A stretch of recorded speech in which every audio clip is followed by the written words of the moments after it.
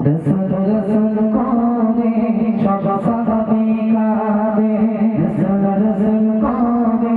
सब साहाबी कादे विदाय दिलो नबी आज दुनिया होते रसूल रसूल करे सब साहाबी कादे रसूल रसूल करे सब साहाबी कादे विदाय दिलो नबी आज दुनिया होते रसूल रसूल करे सब साहाबी कादे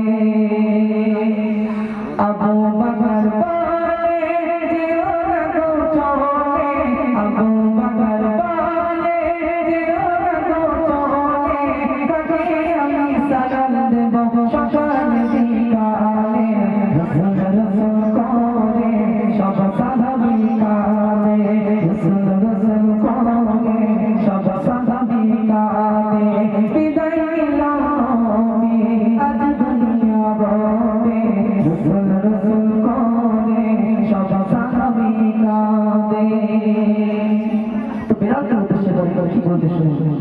বেলাল বলে আমি থাকবো না মদিনায় বেলাল বলে আমি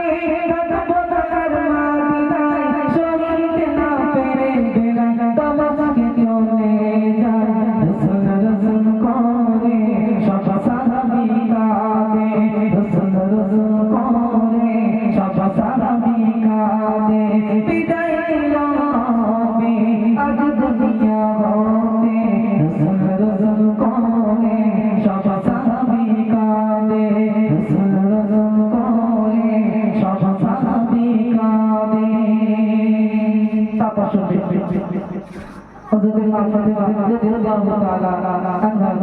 যে সন্তান ছিলেন আল্লাহ রাসূলের নাতি ছিলেন হাসান হোসেন তো আল্লাহর কাছে নানা তুমি চলে গেলে আমি কার করে উঠবো কার সাথে খেলা করব সেই উদ্দেশ্য করে কোরআনের মাধ্যমে আরো কি সুন্দর কথা লিখতে শুনে হাসান হোসেন বলে নানা যেও গো চলে হাসান হোসেন বলে নানা যেও গো চলে কে মোদের চুমা দিবে কাদার উঠবো কাদার বলে রसूल रसूल करे